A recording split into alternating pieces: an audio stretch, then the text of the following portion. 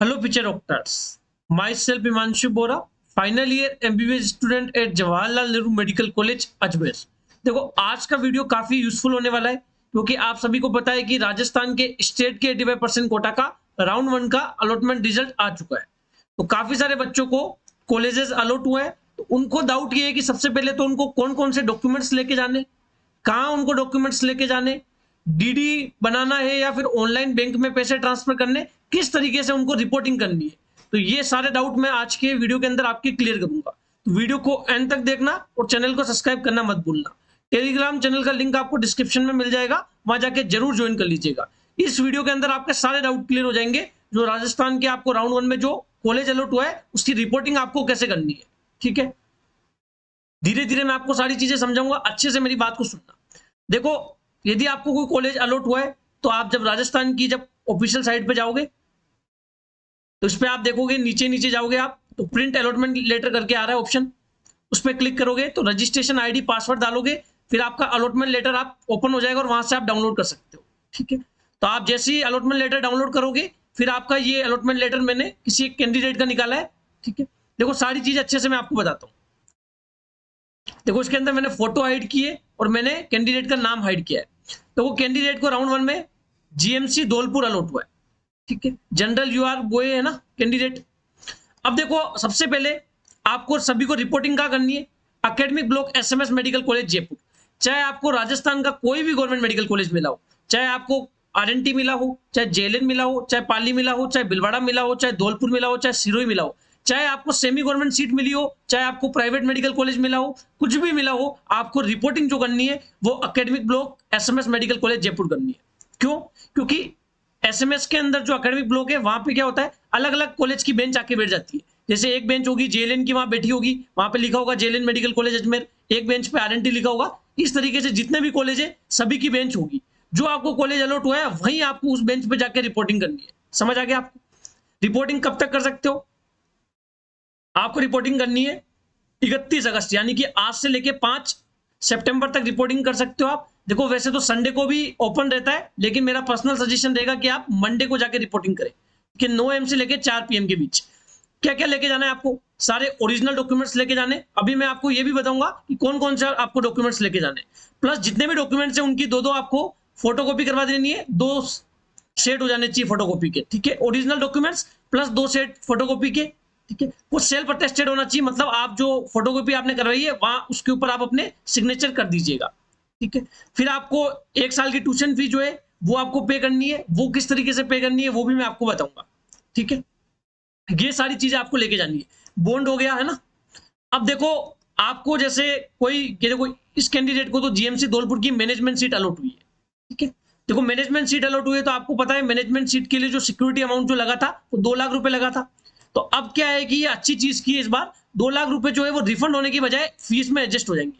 मतलब आपके 2 लाख रुपए जो है फीस जो है देखो, टोटल फीस 9,50,000, लेकिन ट्यूशन फी जो है 9,11,610 है। उसमें से आपने जो 2 लाख रुपए सिक्योरिटी अमाउंट दिया है वो आपके एडजस्ट हो जाएंगे। मतलब आपको दोनों का डिफरेंस अमाउंट पे करना है। कितना हो जाएगा वो? 7,11,610। ये डिफरेंस अमाउंट हुआ। ठीक है, तो ये आपको जो अमाउंट है आप देखोगे, देखो पहले क्या होता था, हमेशा से क्या होता था कि आपको जब रिपोर्टिंग करते थे तो आपको पर्टिकुलर जितने अमाउंट आपकी फीस होती थी उतने अमाउंट का आपको डीडी बनवाना पड़ता था। लेकिन इस बार यहाँ पे डीडी का मेंशन नहीं है। इसमें इस बार लिखा हुआ है कि आपको डायरेक्टली ये जो बैंक अकाउंट दिया है इसमें आपको ट्रांसफर करना है। अब किस तरीके से कर सकते हो? देखो, 7,11,610 है तो आप यूपीआई तो कर नहीं पाओगे, इतना पेमेंट यूपीआई से तो होगा नहीं। तो आपको क्या, या तो नेट बैंकिंग में आपकी लिमिट है तो नेट बैंकिंग से कर सकते हो, नहीं तो अब मेरा सजेशन रहेगा कि आप बैंक में जाए। ठीक है, आरटीजीएस पेमेंट हो जाएगा। बैंक में जाइए, उनको बताइए कि नेम ऑफ पेई ये, अकाउंट नंबर उनकी बताइए, आईएफएससी कोड उनको बताइए, बैंक का नाम उनको बताइए। फिर वो जो बैंक में जाओगे आप तो वो आरटीजीएस कर देंगे। फिर पेमेंट करने के बाद पेमेंट की स्लिप लेना मत भूलिएगा, उस पर ट्रांजेक्शन आईडी होगी, वो सबसे इंपॉर्टेंट रोल प्ले करेगी जब आप रिपोर्टिंग करने जाओगे। आप यदि पेमेंट करके चले गए और आपके पास कोई प्रूफ नहीं है तो फिर आपका रिपोर्टिंग आपकी सक्सेसफुल नहीं हो पाएगी। समझ रहे हो? तो सबसे पहले आपको क्या करना है, मेरा पर्सनल सजेशन रहेगा बैंक में जाए और आरटीजीएस का पेमेंट करवाए आरटीजीएस के थ्रू। ठीक है, इसमें इस बार डिमांड ड्राफ्ट का मेंशन नहीं है, यहाँ पे लिखा हुआ साफ साफ, deposit the difference amount if any tuition fee of allotted college minus security deposit in the bank account directly as per the following details, ये उनकी बैंक डिटेल्स उन्होंने दे रखी है, ठीक है, समझ आ गया आपको। फिर जैसे ही आप पेमेंट हो जाए उसके बाद पेमेंट की जो स्लिप है वो आप ले लीजिए बैंक से, समझ आ गया आपको। फिर यहाँ पे आपको अलॉटमेंट लेटर भी लेके जाना है ना, अलॉटमेंट लेटर पे आपको यहाँ पे सिग्नेचर करने कैंडिडेट को, ठीक है।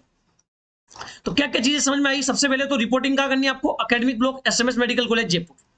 दूसरी चीज, फीस किस तरीके से पे करनी है आपको, आरटीजीएस के थ्रू पेमेंट कर सकते हो आप, और बैंक में जाके आपको ये डिटेल्स बतानी है, उसके बाद पेमेंट की स्लिप भी ले लेनी है आप, समझ आ गया आपको। यदि आपको गवर्नमेंट सीट अलॉट हुई है तो आपके जो सिक्योरिटी अमाउंट 50,000 है वो एडजस्ट हो जाएंगे, जो फीस होगी, जैसे 1,19,000 रुपए फीस है, उसमें से जो ट्यूशन फी है, उस ट्यूशन फी में आपकी जो सिक्योरिटी अमाउंट जो है वो आपका एडजस्ट हो जाएगा। डिफरेंस अमाउंट का आपको गवर्नमेंट के अंदर तो आप यूपीआई भी कर सकते हो, नेट बैंकिंग भी कर सकते हो, क्योंकि गवर्नमेंट के अंदर जो है आपका अमाउंट कम है, समझ आ गया आपको। अब बात हो गई, अब आपको डॉक्यूमेंट्स कौन कौन से लेके जाने हैं वो मैं आपको बता देता हूँ, ठीक है।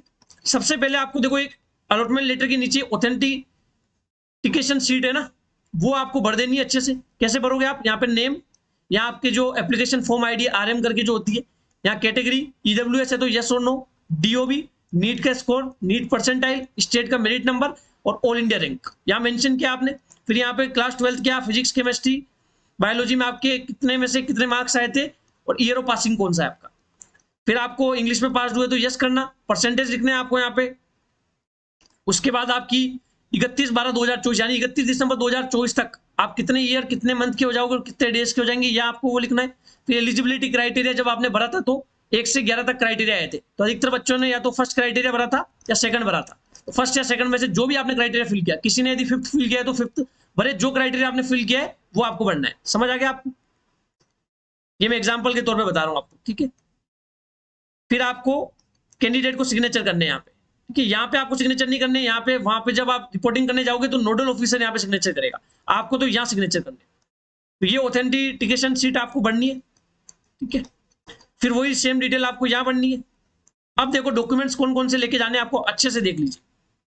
देखो कॉमन डॉक्यूमेंट्स तो आपको पता ही है, सबसे इंपॉर्टेंट आपको ई ट्रांजेक्शन रिसिप्ट लेके जानी है। यदि आपने बैंक से पेमेंट करा दिया तो बैंक वालों से रिसिप्ट जरूर ले लीजिएगा, और रिसिप्ट आपको लेके जानी है, ठीक है। यहाँ पे यस नो करना है, आप जो जो चीजें लेके जा रहे हो वो यस, और नंबर ऑफ पेजेस कितने वो 1 2 3 ऐसे आपको मेंशन करना है, समझ आ गया आपको। अलॉटमेंट लेटर लेके जाना है, अलॉटमेंट लेटर जो आपका साइट से आप डाउनलोड करोगे वो लेके जाना है। एप्लीकेशन फॉर्म लेके जाना है, जो पार्ट 1 आपने फिल किया था प्लस जो फाइनल एप्लीकेशन फॉर्म था उसका आपको पीडीएफ जो है प्रिंट जो आपने निकलवाया वो आपको लेके जाना है। स्कोर कार्ड लेके जाना है, प्लस आपको 10th 11th 12th की मार्कशीट लेके जानी है। डीओबी का बर्थ सर्टिफिकेट है तो वो लेके चले जाइए, नहीं तो 10th की मार्कशीट भी एज ए डीओबी काम करती है, ठीक है। 10th 11th 12th transfer certificate TC लेके जाना है। कैरेक्टर सर्टिफिकेट, राजस्थान से आप हो तो डोमिसाइल आपको लेके जाना है। अब देखो एक परफॉर्मा 7 भी लेके जाना है, ये मैं आपको भी बताऊंगा ये क्या है। ये परफॉर्मा 7 जो है ये मैं हमारे टेलीग्राम चैनल पे डाल चुका हूं कि परफॉर्मा 7 जैसे आप इन्फॉर्मेशन बुलेटिन भी देखोगे तो उसमें भी परफॉर्मा 7 भर रखा है ना, तो वो आपको लेके जाना है, वो मैं अभी आपको बताऊंगा, ठीक है। फिर आपको कोई आईडी प्रूफ लेके जाना है, पासपोर्ट साइज फोटोग्राफ लेके जानी है। बॉन्ड का मुझे बच्चे बहुत पूछ रहे, देखो बॉन्ड में ये जो बॉन्ड है आपको राउंड 3 में चाहिएगा, ठीक है। आपको यहां से नहीं बनवाना, आप जब रिपोर्टिंग करने जाओगे एसएमएस तो बाहर है ना नोटरी वाले होंगे, ठीक है। वो नोटरी वाले होते हैं, 500 रुपए की स्टाम्प पे बॉन्ड बनता है और वहीं से आपको बॉन्ड बनवा देना है, यहां से आपको बना के ले जाने की जरूरत नहीं है। और राउंड 3 में चाहिएगा बॉन्ड आपको, अभी कोई जरूरत नहीं है। बाकी आप कास्ट सर्टिफिकेट यदि किसी कास्ट से बिलोंग करते हो तो कास्ट सर्टिफिकेट होना चाहिए, ठीक है।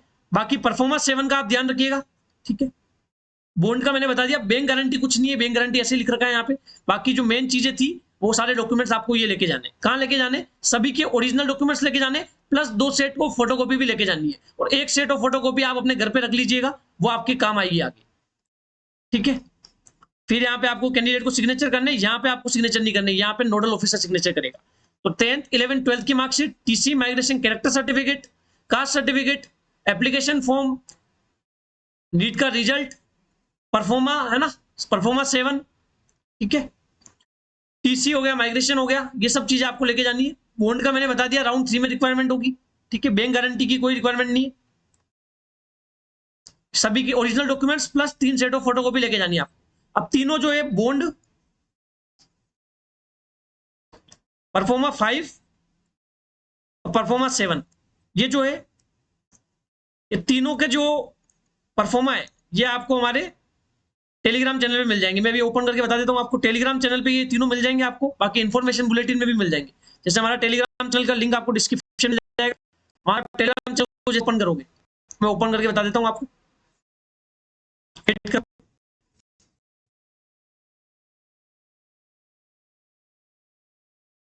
ठीक है, ये देखो मैंने पेरेंट्स अंडरटेकिंग फॉर्म, बॉन्ड का फॉर्मेट और undertaking form, parents undertaking form सब आपको डाउनलोड करने। जैसे मैं अंडरटेकिंग फॉर्म डाउनलोड करता हूं, यहां से आप टेलीग्राम चैनल से डाउनलोड कर लेना, फिर आपको ओपन करना है, ठीक है, डाउनलोड हो रहा है, वेट करिए। इसमें जो डिटेल फिल करनी है आपको, फिर जो 50 रुपए के आपको स्टाम्प पे बनवाना है ना, ये आपको नोटरी में जाना है, नोटराइज करवा देना है। देखो आप चाहो तो इसको नोटरी में जाके नोटराइज भी करवा सकते हो, बाकी कैसे कैसे आप फिल कर दो और इसको लेके जाना, इसको लेके जाना सभी को, जिनको सीट अलॉट हुई है, जो रिपोर्टिंग कर रहे हैं वो सभी लेके जाइए। समझ आ गया आपको? फिर देखते हैं अपन, बॉन्ड का फॉर्मेट बता दिया आपको, राउंड 3 में रिक्वायरमेंट होगी, बाकी यहां से आप डाउनलोड कर सकते हो, ठीक है। पेरेंट्स का अंडरटेकिंग फॉर्म देख लो आप, ये आपको 50 रुपए के स्टाम्प पे बनवा के लेके जाना है। समझ आ गया? और अधिकतर ये जो एनआरआई के बच्चे हैं या फिर जो मैनेजमेंट सीट जिनको मिली है उनको ये लेके जाना है। यदि गवर्नमेंट सीट वाले बच्चे परफॉर्मा 5 नहीं भी लेके जाएंगे तो भी चलेगा, लेकिन 50 रुपए के स्टाम्प पे लेके जाना है। और परफॉर्मा 7 जो मैंने बताया वो आप ऐसे ही फिल करके भी लेके जा सकते हो, और 50 रुपए के स्टाम्प पे नोटरी से प्रॉपर सील वगैरह लगवा के, लॉयर के सिग्नेचर सील लगवा के भी लेके जा सकते हो। समझ आ गया? इस पे तो आपको नोटरी करवानी है 50 रुपए के स्टाम्प पेपर पे। समझ आ गया? नोटरी से सील और सिग्नेचर आपको करवाने एक लॉयर बना देगा ये, ठीक है। बॉन्ड का फॉर्मेट आपको मैंने बता दिया, ये देख लो आप बॉन्ड का फॉर्मेट, ठीक है, ये सब आपको हमारे टेलीग्राम चैनल पे मिल जाएगा। तो मैंने आपको सभी चीजें बता दी, फिर भी यदि आपको कोई डाउट रह जाता है तो आप कमेंट सेक्शन में बता सकते हो, ठीक है। अब बायोमेडिकोस से जुड़ना है, बायोमेडिकोस से काउंसलिंग करवानी है तो बायोमेडिकोस का पेड काउंसलिंग प्रोग्राम ज्वाइन कर सकते हो, क्योंकि आज जो 25% का जो ऑफर है वो एक हफ्ते पहले हमने स्टार्ट किया था, आज वो ऑफर एंड हो रहा है, उसके बाद जो एक्चुअल अमाउंट है वही आपको पे करना पड़ेगा। अब आगे कोई फ्यूचर में ऑफर नहीं आएगा, जो एक्चुअल अमाउंट है वो पे करना पड़ेगा। तो जिन जिनको एनरोल करना है वो जल्द से जल्द एनरोल कर लीजिए। कल यदि मुझे मैसेज करके बोलते हो कि हमें ऑफर में चाहिए तो नहीं मिलेगा, ध्यान से मेरी बात सुन लीजिए। जिन जिनको एनरोल करना है वो पेमेंट करके, पेमेंट का स्क्रीनशॉट मुझे सेम व्हाट्सएप नंबर पे आप सेंड कर दीजिएगा, फिर पेड काउंसलिंग प्रोग्राम में आप एनरोल हो जाओगे। वीडियो आपको अच्छा लगा हो तो वीडियो को लाइक करना, कमेंट करना और चैनल को सब्सक्राइब करना मत भूलना। मिलते हैं किसी अगले वीडियो में। Thank you so much.